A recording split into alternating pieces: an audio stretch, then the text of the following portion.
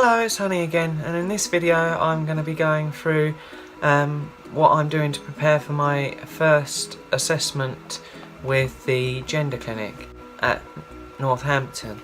I've done a video already with my first impressions of what it was like at the pre-assessment workshop, and now I'm doing follow-up videos as regards to what happens with these and what's expected of me and what the results of those visits are as and when they come along. I'll be putting these videos in amongst my usual update videos, or alternating with my usual update videos probably, depending on how quick and often the appointments come in. At the assessment that I've just had, they felt it was very important to have your next appointment scheduled immediately and to actually get you seen for your first assessment. With that said, I want to start by explaining what the gender clinic is and what their purpose is. The gender clinic is commissioned to undertake the diagnostic assessment of gender dysphoria, which I've spoken about before in previous videos, which is the medical term used to describe the dissatisfaction that we all feel with the genders that we were previously assigned. They offer advice on hormone treatment to GPs with whom clinical responsibility is shared. They provide specialist interpretation of blood test results and undertaken by GPs. They undertake physical exams to ensure that any risks are minimised and controlled. They provide you with secondary opinions and assessments for other gender identity clinics. They undertake assessments to make recommendations for gender reassignment surgery, and they provide ongoing support and monitoring throughout the treatment and transition process, right through to gender reassignment. Sometimes jargon can be a bit of an issue, so I will from now on include like a jargon buster either on the video itself or in the comments below for acronyms that I use and or explaining more complicated terms like gender dysphoria for those people that are not immediately aware of what those terms are. Obviously there was a lot more information than that provided at the workshop. In fact, there's booklets and pages of it which are all provided. They have the mission statement, they also have trans support groups, but obviously people come from far and wide, so although there's pages and pages and pages of it, you might not find anything in your area, and indeed in the stuff that they've provided I didn't find anything near me. The closest place was Brighton, which is basically 110 miles, so it's not really on my doorstep, any of it, to be honest, and my attempts at going to other previous groups have not been too successful. The information they provided is also useful web pages and links to information, especially for stuff in the UK obviously. A lot of government.org stuff with information about what you can do to get certain things underway, .org and .gov, but also a lot of stuff to do with just support groups and other organisations that work, like Trans Mermaid, Gender Unite, all sorts. So I will sift through it all, and any links that I feel were useful to me or could be useful to other people, I'll try and put in the information bar below. Basically the main thing that they did, and what we're mostly concerned with, is provide me with the details of what's going to be expected in the assessment and what I can do to prepare for that. To help with that, they provided two booklets: a gender workshop booklet, which is information about the workshop and what will be expected of me, and then they also provided an assessment booklet, which is obviously about what the assessment will be, or assessments, because it has to be a minimum of 2 assessments by different doctors at the clinic, or different, not doctors but medical personnel at the clinic that are qualified, and basically they have to agree at the end of those 2 assessments that you are in fact suffering with gender dysphoria. I've already been diagnosed with it, so I'm kind of not worried, but I kind of am, because obviously you don't want to have gone through all of this to then hear from like 2 other people that your initial diagnosis they don't agree with, or something stupid like that. I doubt it, but it is something that plays on your mind, and I've found myself asking myself a lot of the same old questions that I used to ask myself before I began medically transitioning over 2 years ago. It is strange how, although I am way beyond what the initial assessments require, how I find myself questioning a lot of stuff that I've already done again. I assume it's just nerves and to be expected, but it isn't great finding yourself once again churning through every decision you've ever made along your path. But for many people you'll just be starting your pathway, so although you might find yourself doing some introspective questioning, it is just I believe a natural part of the process, to be honest. So in the workshop booklet they give you a checklist which is quite handy of what basically you need to be prepared for in your first assessment. I'm not going to be reading them in order, just in order that I'm going to come to them and the way that I've decided to deal with it today, basically in preparation for this video and for the actual assessment itself. But they are, and they include be honest and open. This will not be a barrier but will enable better, more individual support and care. Obviously that requires a lot of trust, and it's hard to put your trust in people that you've only just met and that you don't really fully understand the intentions of immediately. But I do think it's probably best to go in, as I've said previously, with an open mind and try and hope that they see things your way, and that they can provide you with the assistance you're looking for. I think it's important not to just say what you think you want, or what you think they want you to say, or what they want to hear, and just actually say what you are feeling and what you're thinking, so that you actually get the care that is tailored for you, rather than just ticking off a list of stuff you've seen other people say or do.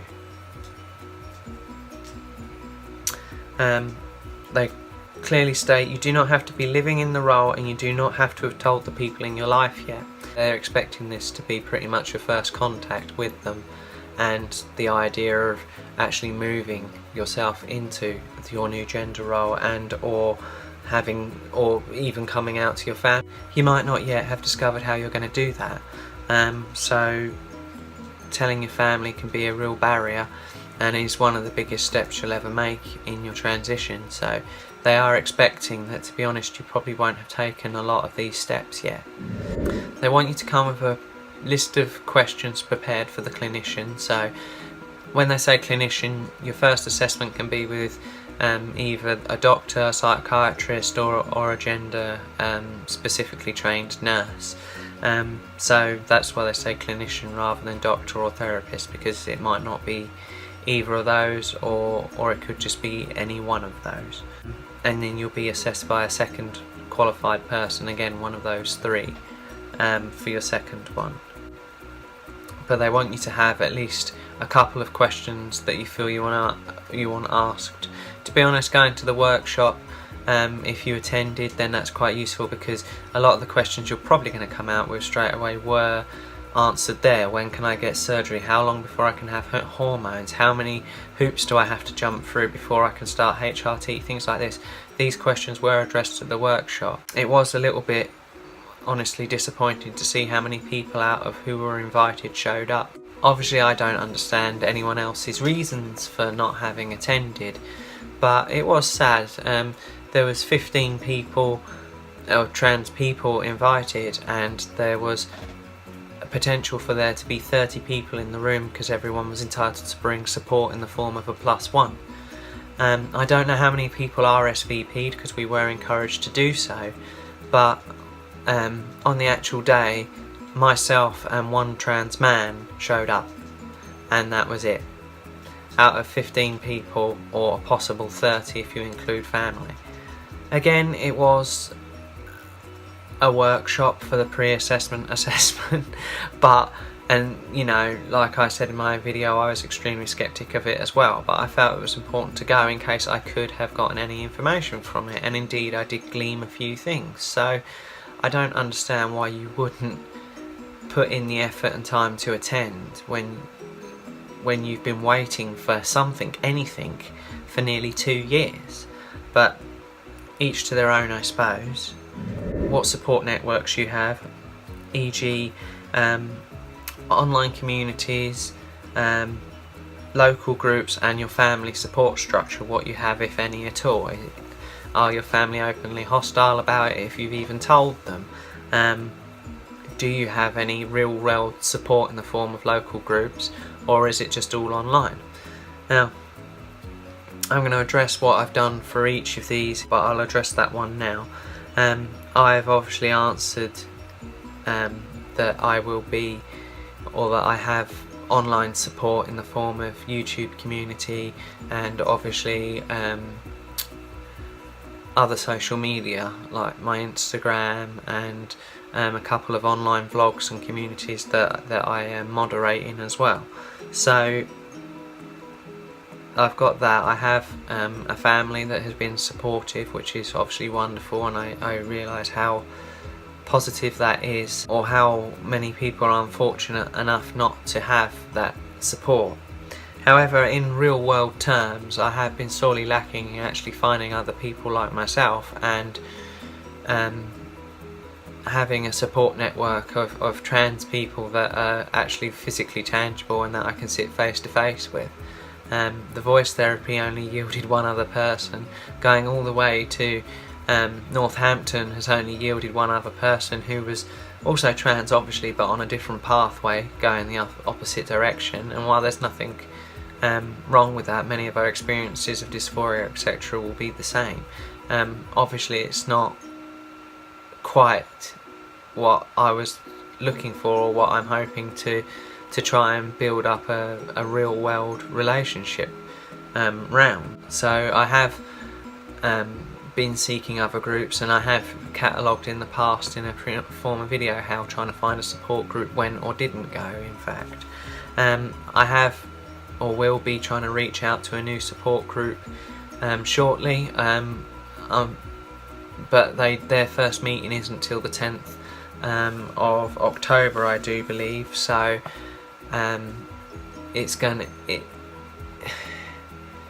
I can't really say how successful that'll be, if it'll be well attended, if it's worth attending, until after I've obviously had that meeting. They break for pretty much 3 to 4 months in the middle of the summer, because they're held at a university, and when the university is closed for the summer holidays and the end of exams and then the new year freshmen starting and everything, they don't do anything for the first month. So it's about 4 months of the year they're not actually available, and even then they're only on one Wednesday a month. So you've got realistically about 8 sessions you can actually go to in a year, which is far from a intense support group, I suppose. They want to know any relevant information regarding to your mental health since your referral. In theory, you should have answered some questions about your mental health state when you applied for this referral to the gender clinic, and they wish to know about anything that's happened since.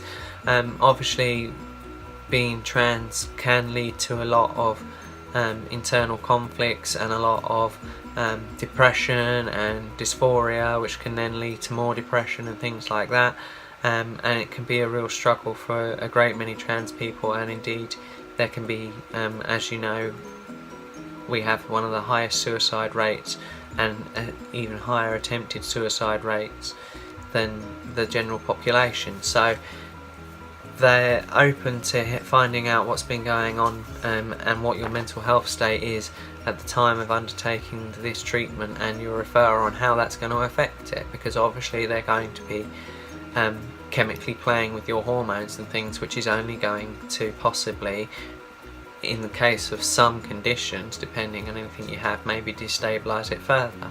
So it's important that you're honest and you explain any problems you've been having and what you're doing to seek treatment for them.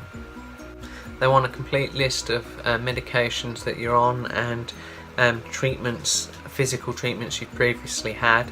So obviously I will be detailing to them about my HRT regime and my previous medical treatments, such as only having one kidney and things like that, so that they're fully aware of anything that's gone on with me in that way. They want copies, if you've got them, which I've already provided, but they want copies of your DPOL, passport, name change and anything else that is applicable. So obviously in my case a driving licence, and basically anything that steps that you've taken towards your new gender identity they'd like to see, and get a copy of that obviously, so that they can start to document you know, when you were living in your role and how you've started to step into your new life and socially transition. The big one, the one which I object to the most and have struggled with, which is they've put life story / gender autobiography. Now I find it very difficult to talk about this, and indeed they provide you with 1, 2, 3 pages of A5 paper to write it all out on. And the trouble is, especially in my case, I found it was death by 1,000 tiny little cuts, 1,000 little realisations that I should have had, and opportunities I should have allowed myself to explore and didn't, rather than being like some trans people at the age of 4, just instantly knowing that everything is wrong and that nothing is right, and that I need to that, you know, it took me a long time to realise what was going on and why, and how I was different, and why I didn't fit into anything the way that other people did. And I took a very long, deviating, meandering path through life to get to where I have now. So 3 small A5 sheets of paper are not going to cut a life story, and the only other thing I can do basically is do it in bullet point fashion, which then leaves out a lot of minutiae, and only really works if you have these big landmark events. I have done it, not on their A5 paper. I've done it on a booklet that's taken up, I believe, 3 to 4 pages. However, I am toying with the idea of doing it as a video. I find it easier to talk to no one like this than to talk to someone face to face, as I very much worry about how I'm coming off the whole time. When I've got somebody across the room from me, I try to read them the whole time rather than concentrating on what I'm saying so much. So I have managed to do it in a sort of bullet point fashion, with extended descriptions of certain events in my life and things like that. And I probably will put it into a video format and see if they're interested. If they're not, it might be something that I release onto YouTube for other people to consume, so that they can see how I've gotten to where I have, and I haven't just, and that it doesn't just have to be that straight line realisation, you know, from the minute you develop self-consciousness, as it were, or an identity of self, that the whole world's upside down, and that you're not meant to just bend the knee to it, and that there are other options, and that you can find yourself and be yourself, rather than having to do what I have done for so many years. As I previously mentioned, again at the back of this booklet, the workshop booklet, there is a list of helpful online documents. So the Equality Act, Gender Recognition Act, Workplace Gender Guide, the England NHS Guide, and quite a few other addresses that could be of use. I'll try and include these in the links below. There's also online resources like Glaad, the Beermont Society, Gender Identity Research Education Society, Gender Intelligence, Press for Change, Transgender Zone, LGBT Foundation, and Transitional Males, and also there's the Mermaids as well. So there's quite a few different, and the LGBT Switchboard as well. So there's quite a good lot of online resources that some people may find useful. So again, I'll try and include a list of them in the description and links below. They expect you to have a list of questions ready for the clinician, and here's the ones that I've prepared for mine and what I would like to hear answered at my first assessment. How does this all work with my private doctor, especially relating to the meds, as I want to keep using my online service? It does say in one of the booklets that they expect you to agree. They don't mind if you've been self-medicating and all that, or that you've taken a private route or whatever, but they do expect you to agree to basically be treated by them from then on. The only trouble is, what they mean by treated by them from then on is by your GP, which, as I've already detailed dozens of times, is not a route I want to take, as they're pretty much useless. So I'm not really sure how it's going to work, but I'm hoping to get some proper answers to that, whether or not I can use them for my referrals for surgery and my GRC certificate and all sorts of other things, and keep using my private doctor for my medicine, because it's been, and my HRT, because it has been working so well. I don't trust the new gender clinic people or anything like that enough yet to stray away from a system that's been working for over 2 years consistently without hardly any grief. The next thing I want to know is how we go about getting my GRC certificate, and how we get that sorted ASAP. They did bring it up last time and they explained that it would be in 4 parts, and I have looked into the first part online, and it's a 16-page document that I need to fill in, and then but then after that it's all a bit nebulous as to as to what my GP actually has to do and what the gender clinic actually have to do, and all these things before I actually find out what's going on. So I would like some clarity as to what each step of the 4 steps entails. I also want to know if I can get a list of approved or recommended surgeons off of them for things like, I know they won't do the treatments, but if I can get an approved list of doctors for FFS and chest augmentation or other bits of work that you could want done, it'd be nice to know if I can actually get a list of approved doctors for that, privately or otherwise. And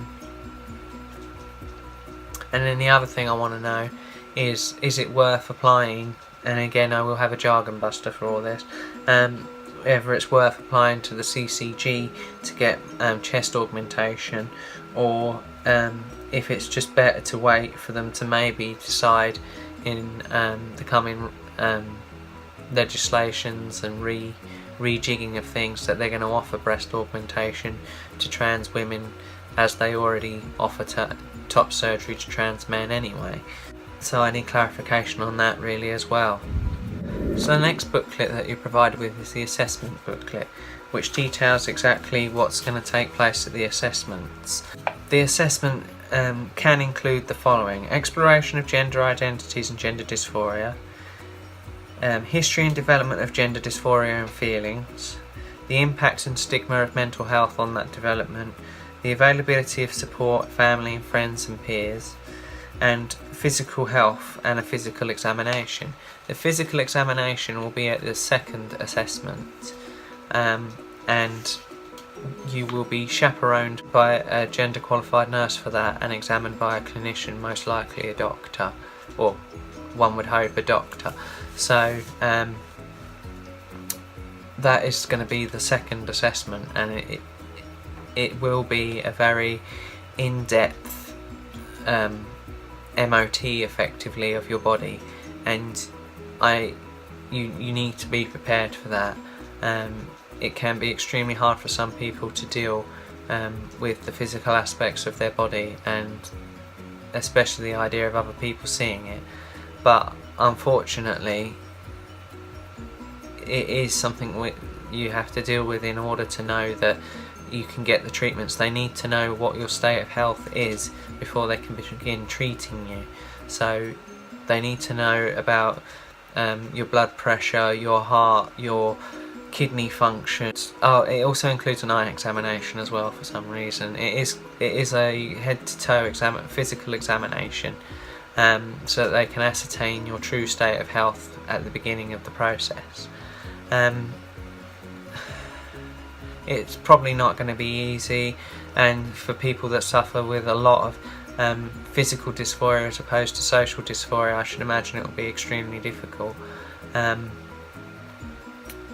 I'm not comfortable with my body, obviously, because there's so many things I want to change about it, but I'm also not triggered to the point where I couldn't be examined by a doctor. So for me, it's not going to be great, but it's not an earth-shattering idea either. So I think I'll be alright on the second assessment. The assessment helps determine someone's experience of gender dysphoria and what their needs might be.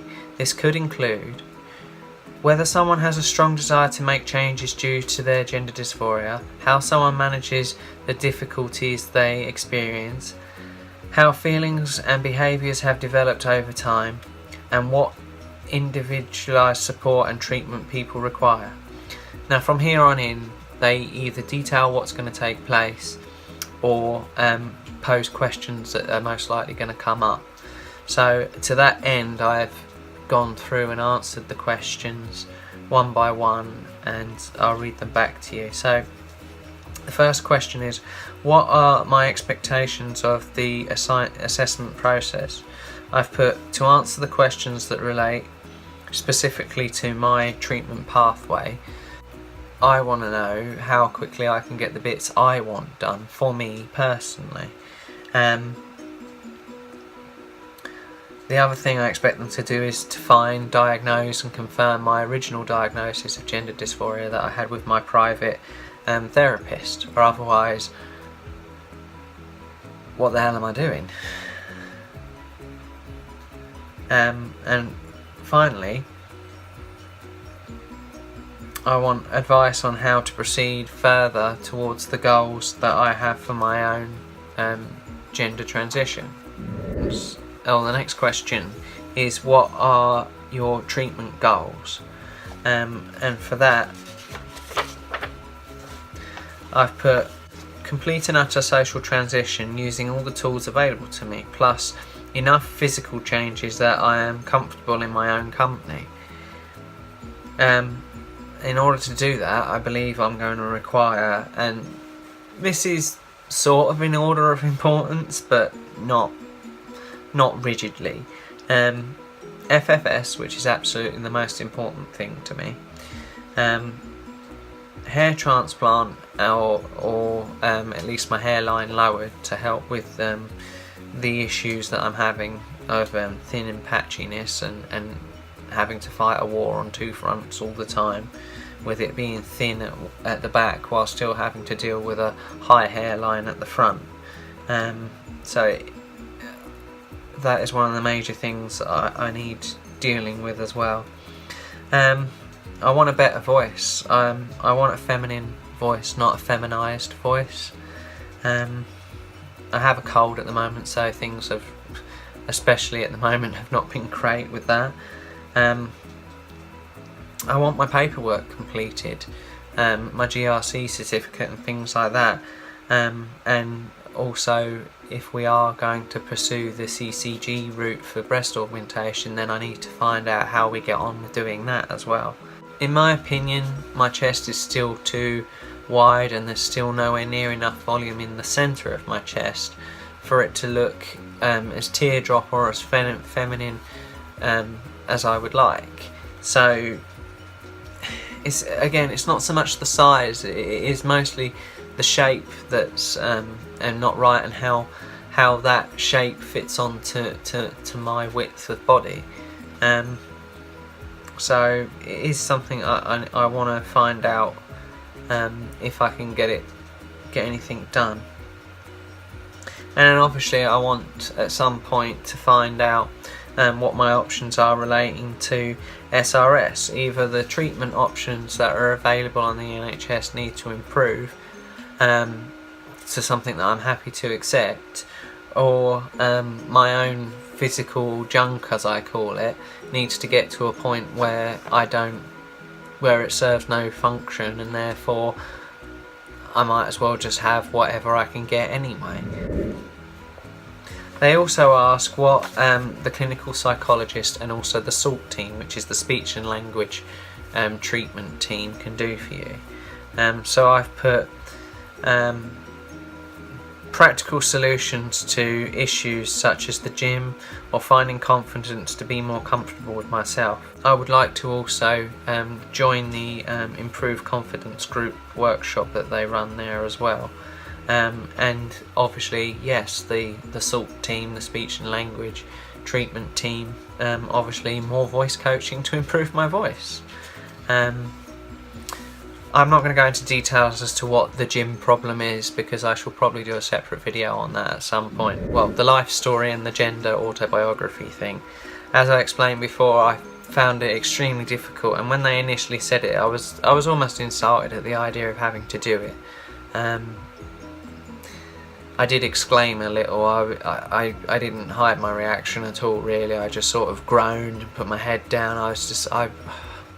And to be honest, I came back from that assessment last month, and we're now 3 weeks into this month, and I have finally decided that I'm actually going to deal with it.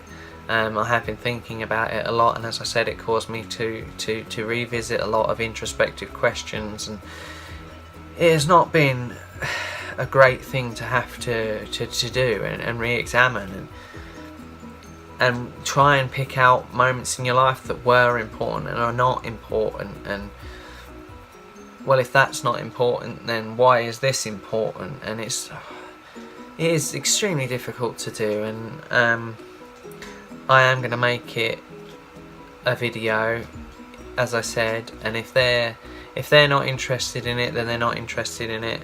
I might post it up so that other people can see